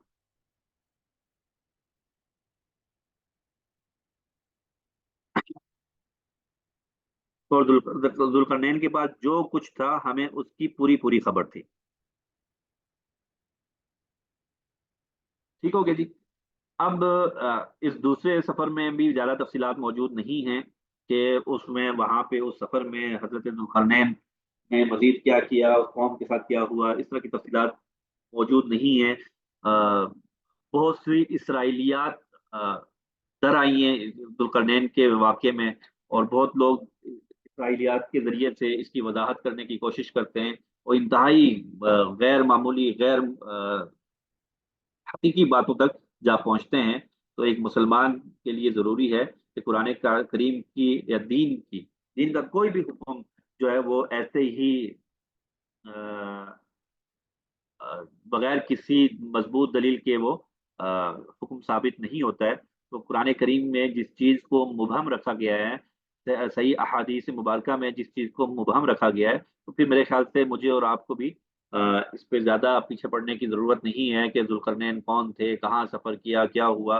अगर ये मेरे और आपके लिए अगर ईमान की तकवीत का बायस होता, इसमें कोई चीज़ ऐसी होती, तो कुरान करीम में जहाँ इतनी बात आई थी वहाँ उससे ज़्यादा तफसील से भी आ जाती, या रिवायात में उससे ज्यादा तफसील से आ जाती। जब ऐसा नहीं हुआ तो एक मुसलमान का तर्ज अमल यही है कि इसमें जो कुछ हमारे लिए सीखने की चीज है वो हम सीखें और उससे आगे बढ़ जाए। आगे सुम्मा अतबा सबबा। फिर यहाँ से सबसे अहम तरीन सफर एक और शुरू होता है उनका। उसके बाद वो एक और रास्ते के पीछे चल पड़े। हत्ता इज़ा बलगा बैन सद्दैनी वजदा मिन दूनिहिमा कौमन ला यकादून यफ़क़हूना क़ौला। यहाँ तक कि जब वो दो पहाड़ों के दरमियान पहुंचे तो उन पहाड़ों से पहले कुछ लोग मिले जिनके बारे में वो ऐसा लगता था कि वो कोई बात नहीं समझते।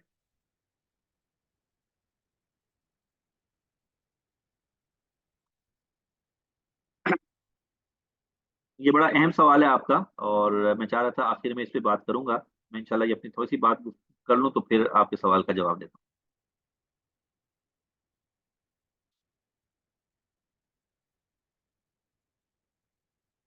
अब देखिए, जब तीसरा सफर है और अब ये शायद ऐसा लग रहा है कि ये शायद तो शुमाल की जानिब है या बहरहाल किसी ऐसे पहाड़ी दर्रे की जानिब है कि जहां पर दो पहाड़ पहाड़ आपस में मिल रहे हैं।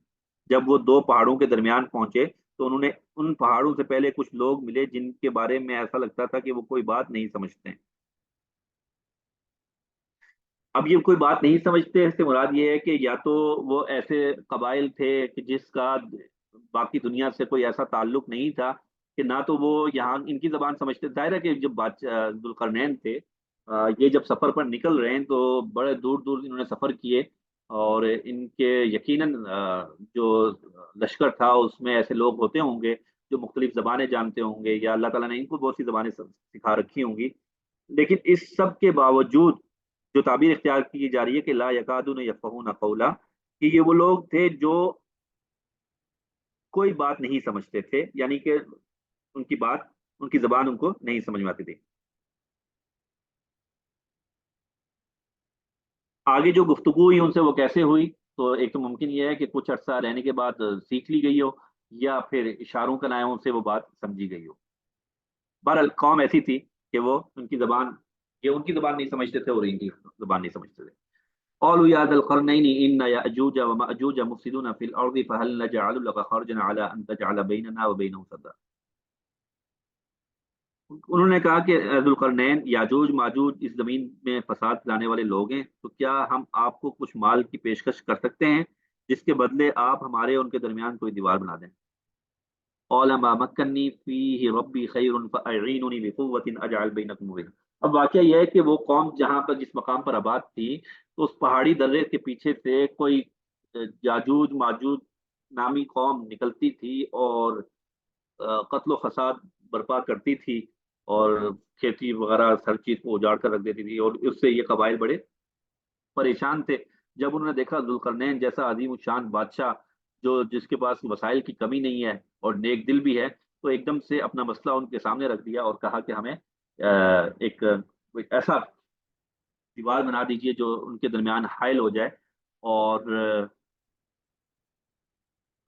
اس کے لیے انہوں نے پیشکش کر دی کہ ہم آپ کو اس کے بدلے مالی معاوضہ بھی دے دیتے ہیں۔ تو اس کے جواب میں ذوالقرنین نے کہا کہ ما مکنی فی ربی خیر فاعینونی بقوت اجعل بینکم و بینہم ردما۔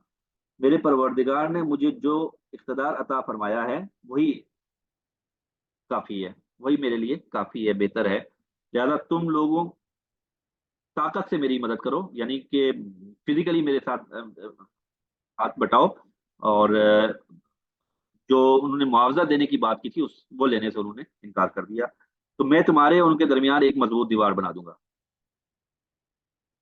آتونی زبر الحدید حتی اذا ساوا بین الصدفین قال انفخوا حتی اذا جعله نارا قال آتونی افرغ علیہ قطرا فما استطاعوا ان يظهروا وما استطاعوا له نقبا۔ اب حضرت ذوالقرنین نے دیوار کی تعمیر شروع کی۔ اب یہ جو جو نقشہ سمجھ میں آ رہا ہے کہ دو پہاڑی درے ہیں اور اس کے درمیان ایک دیوار، اب ضروری نہیں ہے کہ دیوار بالکل سیدھی 90 ڈگری کھڑی کی گئی ہو، بس ایک دیوار، ایک اوٹ جو کہ اس طرف سے ادھر آنے کے لیے بنائی جائے، تو وہ بنائی جائے، بنا, بنانے کی تیاریاں شروع ہوئی، اور حضرت ذوالقرنین نے ان سے کہا کہ آتونی زبر الحدید، اس قوم سے کہا کہ لوہے کی چادریں لے کے آؤ۔ اس سے پتا یہ بھی تھا کہ اس سے پتا چل رہا تھا کہ وہاں اس مقام پر لوہا موجود تھا اور وافر مقدار میں موجود تھا۔ حتی اذا ساوا بین الصدفین قال انفخوا، یہاں تک کہ جب انہوں نے درمیانی خلا کو، یعنی دونوں پہاڑوں کے دونوں پہاڑی سروں کے کو ایک دوسرے سے ملا دیا، بھر دیا اس کو، حتی اذا ساوا بین الصدفین قال انفخوا، تو کہنے لگے کہ اب آگ دھکاؤ، یعنی کہ لوہے سے اس پورے پارٹ کو بھر دیا، دونوں پہاڑوں کے درمیان جو جگہ تھی اس کو بھر دیا لوہے سے، اور ممکن ہے کوئی اور مٹیریل بھی استعمال کیا ہو ساتھ۔ حتیٰ اذا، پھر اب کہہ رہے ہیں کہ آگ بھڑکاؤ، کیوں؟ حتیٰ اذا جعلہ نارا قال آتونی افرغ علیہ قطرا، یہاں تک کہ جب اس کو لال انگارہ کر دیا تو کہا کہ مجھے پگھلا ہوا تانبا لا کر دو، اب میں اس پر انڈیل دوں گا۔ یعنی یہ دیوار بنی ہے جو لوہے کی ہے اور اس کے اوپر تانبا انڈیل دیا گیا، اور کیسی مضبوط دیوار بنی ہے۔ چنانچہ یاجوج ماجوج، اب فما استطاعوا ان يظهروه وما استطاعوا له نقبا، اب یہ یاجوج ماجوج جناب ذوالقرنین کے الفاظ ہیں، چنانچہ وہ دیوار ایسی بن گئی کہ یاجوج ماجوج نہ اس پر چڑھنے کی طاقت رکھتے تھے اور نہ اس میں کوئی سراغ بنا سکتے تھے۔ اب قرآن کریم کی تعبیر ہے یہ کہ دیوار کی مضبوطی بیان کی جا رہی ہے کہ ایسی بن گئی ہے کہ یاجوج ماجوج نہ تو اس کو پھلانگ سکتے ہیں اور نہ اس کو ڈھا سکتے ہیں، نہ اس پہ نقب لگا سکتے ہیں۔ قال هذا رحمت من ربی فاذا وعد ربی جعلہ دکا وکان وعد ربی حقا۔ ذوالقرنین نے کہا کہ یہ میرے رب کی رحمت ہے۔ اب اتنا عظیم الشان کام کرنے کے بعد، چونکہ وہ ایک نیک سیرت بادشاہ تھا اور اللہ تعالیٰ کی طرف ان کا دل جھکا ہوا تھا، تو یہ سب کچھ کرنے کے بعد جو زبان سے الفاظ نکلے ہیں وہ ہاذا رحمت من ربی، یہ میرے رب کی رحمت ہے کہ اس نے مجھے دیوار بنانے کی توفیق عطا کی۔ فَإِذَا جَاءَ وَعْدُ رَبِّي جَعَلَهُ دَكَّا، پھر میرے رب نے جس وقت کا وعدہ کیا ہے، جب وہ وقت آئے گا وہ اس کو ڈھا کر زمین کے برابر کر دے گا۔ وَكَانَ وَعْدُ رَبِّي حَقًّا، اور میرے رب کا وعدہ بالکل سچا ہے۔ اور اگلی یہ ہے کہ وَتَرَكْنَا بَعْضَهُمْ يَوْمَئِذٍ يَمُوجُ فِي بَعْضٍ وَنُفِخَ فِي الصُّورِ فَجَمَعْنَاهُمْ جَمْعًا، اور اس دن ہم ان کی حالت کر دیں گے کہ وہ موجوں کی طرح ایک دوسرے سے ٹکرا رہے ہوں گے۔ اور کس دن؟ اب یہاں دونوں ہی امکانات موجود ہیں اور دونوں ہی کی طرح مفسرین کے آراء موجود ہیں کہ اس سے مراد یا تو یاجوج ماجوج کا نکلنا ہے کہ جس دن وہ دیوار ڈھہ جائے گی، تو وَتَرَكْنَا بَعْضَهُمْ يَوْمَئِذٍ يَمُوجُ فِي بَعْضٍ وَنُفِخَ فِي الصُّورِ فَجَمَعْنَاهُمْ جَمْعًا، کہ وہ ایک دوسرے سے ٹکراتے ہوئے نکلیں گے۔ کثرت، تعداد کی کثرت مراد ہے یہاں پہ۔ اور وَنُفِخَ فِي الصُّورِ فَجَمَعْنَاهُمْ جَمْعًا، اور پھر سور پھونکا جائے گا، تب ہم ان سب کو ایک ساتھ جمع کر لیں گے۔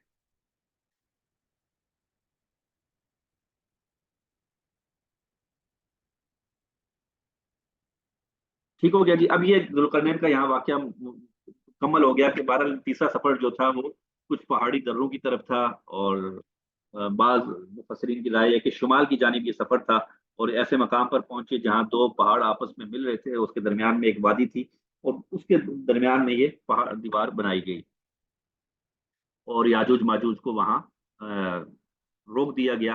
اور پھر قیامت سے پہلے ایک دن آئے گا کہ وہ دیوار ٹوٹ پڑے گی، اور صحیح روایت حدیث مبارکہ سے جو پتہ چلتا ہے کہ یاجوج ماجوج اس دیوار کے پیچھے اب بھی قید ہیں اور روزانہ اس کو کھرچنے کی، توڑنے کی کوشش کرتے ہیں، بلکہ روایت میں موجود ہے کہ چاٹتے ہیں اس دیوار کو، اور یہاں تک کہ اس مقام پر بھی پہنچ جاتے ہیں کہ دوسری طرف سے روشنی آنے لگتی ہے، یعنی کہ قریب ہے کہ وہ دیوار ڈہ جائے۔ اور لیکن یہ کہتے ہیں کہ جب وہ اس مقام پر پہنچتے ہیں کہتے ہیں کہ چلو اب صبح اٹھ کر دوبارہ سے باقی یہ کام کر لیں گے۔ جب دوبارہ صبح ہوتی ہے تو نئے سرے سے وہ دیوار پوری کیا کہتے ہیں پوری ہو چکی ہوتی ہے، اور وہ دوبارہ سے وہ کام شروع کرتے ہیں۔ اور قرب قیامت کے وقت جب اللہ کا حکم ہوگا تو وہ دیوار ٹوٹ جائے گی، اور وہاں سے وہ یاجوج ماجوج نکلیں گے، اور اس قدر کثیر تعداد میں نکلیں گے اور دنیا میں تباہی اور فساد پھیلائیں گے۔ یاجوج ماجوج کے حوالے سے جو روایات سے جو بات معلوم ہوتی ہے وہ یہ کہ وہ اللہ کی مخلوق ہیں، اور آدم کی اولاد میں سے ہیں، اور ان کی تعداد اس قدر کثیر ہوگی کہ ایک روایت میں آتا ہے کہ جہنم میں ایک انسان اور 1,000 یاجوج ماجوج ہوں گے۔ یہ تناسب ہوگا کہ 1,000 کے مقابلے میں ایک انسان، اور جہنم میں یہ تناسب ہے تو مجموعی طور پہ دیکھ لیجئے کہ دنیا میں بھی کیا تناسب ہوگا۔ انسان اربوں کی تعداد میں موجود ہیں، اور اس میں اور یاجوج ماجوج میں جو تناسب ہے وہ 1 اور 1,000 کا ہے، تو کس قدر کثیر تعداد میں ہوں گے یہ لوگ۔ اور جب یہ نکلیں گے تو دنیا میں بڑا فساد برپا کریں گے، اور ایک روایت میں یہ آتا ہے کہ دریا سمندر سے گزریں گے اور اس کا سارا پانی پی جائیں گے، اور جب ان کا آخری ریلا وہاں سے گزرا ہوگا تو وہ کہے گا کہ آثار بتا رہے ہیں کہ یہاں کبھی پانی تھا۔ اور اس قدر فساد پھیلائیں گے کہ وہ جب ایک پہاڑ پر چڑھ کے کہیں گے کہ ہم زمین والوں کو تو اور یہ وہ دور ہے کہ جب دجال قتل کیا جا چکا ہوگا اور حضرت عیسیٰ علیہ السلام تشریف فرما ہوں گے دنیا میں، اور جب دجال قتل ہو چکا ہوگا اس کے بعد یہ نمودار ہوں گے، اور اللہ تعالیٰ حضرت عیسیٰ علیہ السلام کو حکم دیں گے وہ اہل ایمان کو لے کر پہاڑ پر چلے جائیں گے، طور پر، اور یعنی کہ ان سے مقابلہ نہیں کیا جا سکتا۔ ایک रिवायत में अल्फाज भी हैं कि ये अल्लाह ताला फरमाते हैं कि मेरी वो मखलूक है जिससे कोई मुकाबला नहीं कर सकता है, और दुनिया में ये फसाद बर्पा करेंगे, हर चीज़ तहस नहस कर देंगे। और फिर हजरत ईसा अलैहिस्सलाम और मोमिनीन अल्लाह से दुआ मांगेंगे मदद की। रिवायत में आता है कि ये लोग एक पहाड़ पर चढ़ के कहेंगे हमने दुनिया वालों को तो फना कर दिया है, अब आसमान वालों को खत्म करते हैं, और आसमान की जानिब तीर अंदाजी करेंगे, तीर फेंकेंगे, और तीर खून आलूद होकर वापस नीचे आएंगे। और उसके बाद फिर अल्लाह ताला मुसलमानों की दुआ कबूल फरमा लेंगे, और एक वबा फूटेगी उनकी गर्दन पर, एक दाना निकलेगा जिसके बाद ये लोग मरना शुरू हो जाएंगे, और चंद लम्हों में ये सब मर जाएंगे। और चूंकि तादाद में इतने होंगे कि पूरी दुनिया इनकी लाशों से भर जाएगी।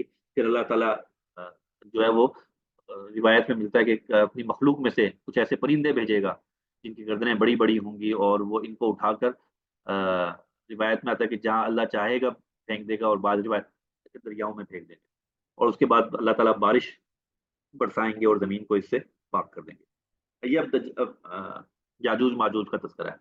याजूज माजूज का तस्करा क्योंकि जुल्करनैन, जनाब जुल्करनैन के वाक़े से जुड़ा हुआ है, और जनाब जुल्करनैन के वाक़े से याजूज माजूज और याजूज माजूज कुर्ब क़यामत के हालात से जुड़े हुए हैं, और कुर्ब क़यामत के हवाले से बेशुमार गैर मामूली वाक़यात रोनमा होंगे। उसमें से एक याजूज माजूज गैर मामूली, यानी कि जो आम तौर पे हमारी दुनिया में वाक़यात रोनमा नहीं होते हैं वो हैं, और उसी में से दज्जाल का ज़हूर है, उसकी ताकत है, वो सारी चीज़ें हैं।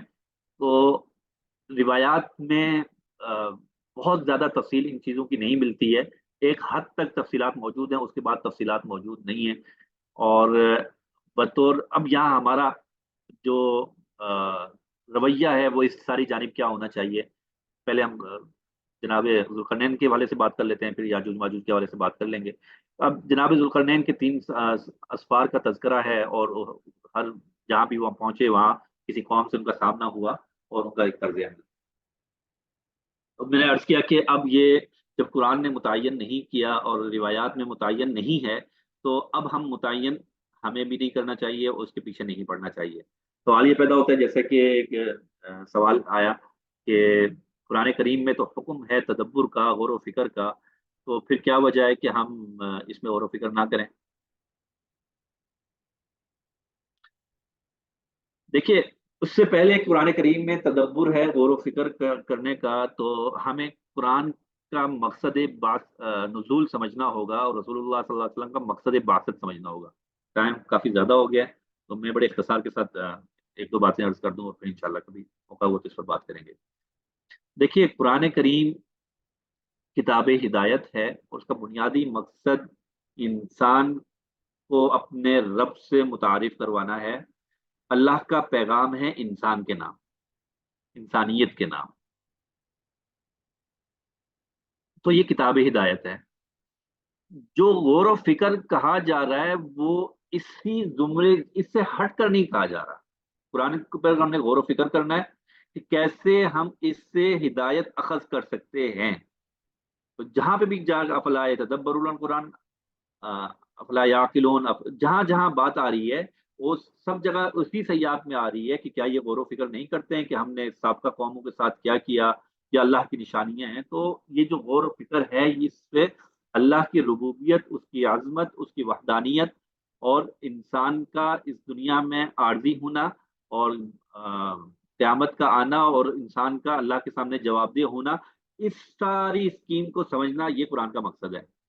और जो गौर व फिक्र करना है वो भी इसी के गिर्द घूमना है, ना ये कि हमने कुरान करीम के जरिए से साइंसी जो इजादात हैं वो साबित करनी है। मैं इसलिए ये कर रहा हूँ कि आज एक खासा बड़ा तबका इस बात को बहुत शद्दोमत से बयान कर रहा है कि हमने साइंस को कुरान करीम से साबित करने की कोशिश कर रहे होते हैं। तो कुरान करीम साइंस की किताब नहीं है, कुरान करीम नफ्सियात की किताब नहीं है। कुरान करीम अल्लाह का कलाम है, किताब हिदायत है। हम इसको किसी एक चीज में, किसी एक इल्म में, किसी एक फन में बंद करके यकीनी तौर पर उसकी जो आजमत है उससे नीचे लाने की कोशिश कर रहे हैं। हाँ, इसमें कुरान करीम में साइंसी मज़ाहिर का तज़किरा जरूर मौजूद है। اور جس کسی نے سائنس پڑھ رکھی ہوگی اور جب قرآنی تعبیر کو دیکھے گا اس کا یقیناً دل پکار اٹھے گا، سبحانک ما خلقت ھذا باطلا، سبحانک فقنا عذاب النار، ربنا ما خلقت ھذا باطلا۔ تو اب قرآن کریم جو دعوت تدبر دے رہا ہے وہ یہ دے رہا ہے کہ اس کائنات کی تخلیق میں، اس کی وسعتوں میں، اور انسان خود اپنی تخلیق میں جو غور و خوض کرے تو اس انداز سے غور و خوض کرے کہ یہ غور و فکر اس کو اللہ تک پہنچا دے۔ ٹھیک ہو گیا؟ تو اب ذوالقرنین کے واقعے میں جو ضروری واقعہ یا جو سبق، جو درس ہم تک پہنچنا تھا وہ اللہ تعالیٰ نے بیان کر دیا۔ باقی جو چیزیں متعین نہیں ہوئی قرآن کے ذریعے سے اور صحیح احادیث مبارکہ کے ذریعے سے، تو پھر ہمیں کیا ضرورت ہے اس کے پیچھے اسرائیلی روایات کا سہارا لینا، یا انتہائی کمزور اور موضوع روایات، یا بڑی ضعیف روایات کا سہارا لینا۔ اس باب میں بہت ساری اسرائیلی روایات موجود ہیں اور بہت سے لوگ انہی کا سہارا لے کر مزید اس کی تفصیلات بیان کر رہے ہوتے ہیں۔ امید ہے میں اپنی بات واضح کر پایا ہوں گا۔ اس ساری جو اللہ تعالیٰ نے جتنا ہمیں بتا دیا وہ ہماری ہدایت کے لیے اور ہماری فہم کے لیے وہ کافی ہے۔ اس سے آگے اگر کسی کا علمی ذوق ہے، میں یہ عرض کر رہا ہوں، اگر کسی کا علمی ذوق ہے اور کوئی علمی رائے رکھتا ہے، بعض الفاظ کو، بعض روایات کو آپس میں ملا کے، تو وہ رکھ سکتا ہے، لیکن ہم یہ کہیں گے کہ وہ اس کی رائے ہے، ہو سکتا ہے ایسا ہو، انکار نہیں کر رہے ہیں، ہو سکتا ہے ایسا ہو، لیکن متعین نہیں کر سکتے کہ ہاں ایسا ہی ہے۔ متعین کرنا گویا کہ ہم اپنی طرف سے، قرآن کریم نے جس بات کو متعین نہیں کیا تھا ہم متعین کر رہے ہیں۔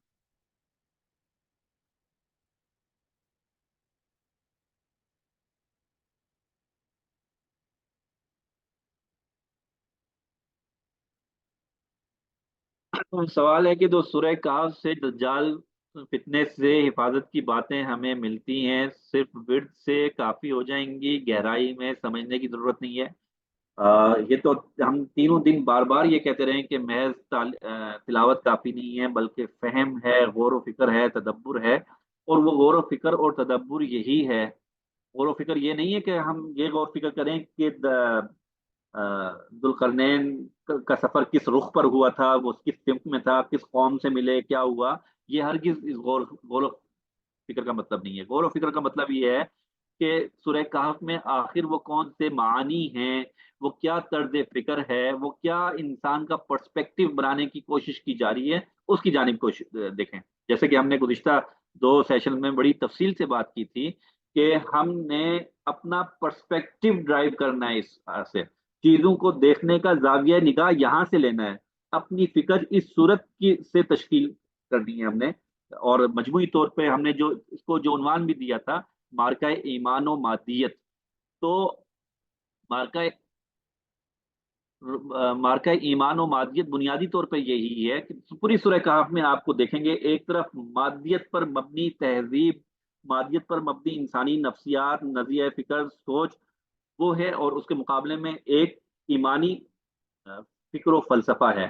تو انسان جتنا ایمانی فکر و فلسفہ، دنیا کی حقیقت، رب تعالیٰ سے تعلق، اور اس پر واضح ہوتی چلی جائے گی، اتنا ہی وہ اس فتنے سے محفوظ ہوتا چلا جائے گا۔ اللہ تعالیٰ ہمیں قرآن کریم سے ہمارا تعلق مضبوط فرما دیں، ہمیں وہ ذوق عطا فرما دیں کہ قرآن کریم ہمارا اوڑھنا بچھونا بن جائے، ہمیں ذوق اور فہم عطا فرما دیں، فراست عطا فرما دیں کہ ہمارا زیادہ وقت قرآن کریم سمجھنے میں، پڑھنے میں، سمجھانے میں، اس اوپر عمل پیرا ہونے میں گزرے۔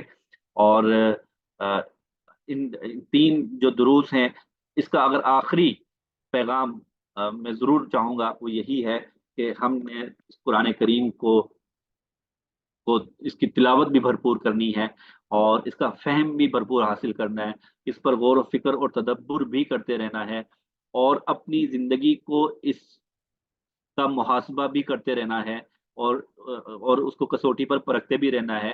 قرآن کریم میں جا بجا بے شمار وہ افکار، وہ نظریات، وہ طرز عمل، وہ طرز فکر جو انسان کی انسان کے خسارے کے لیے کا باعث بنتی ہیں، ان کا تذکرہ ہے، تو ہم ان کو بار بار دیکھتے رہیں اور اپنی زندگیوں کا موازنہ کرتے رہیں۔ قرآن کریم کا بنیادی مقصد بھی یہ ہے کہ ہم اس کو پڑھیں، اپنی زندگیوں میں لے کے آئیں اور اپنی زندگیوں کا محاسبہ قرآن کریم کی بنیاد پر کریں۔ اللہ تعالیٰ یہ ذوق، یہ فہم، یہ فراست یہ عطا فرما دے۔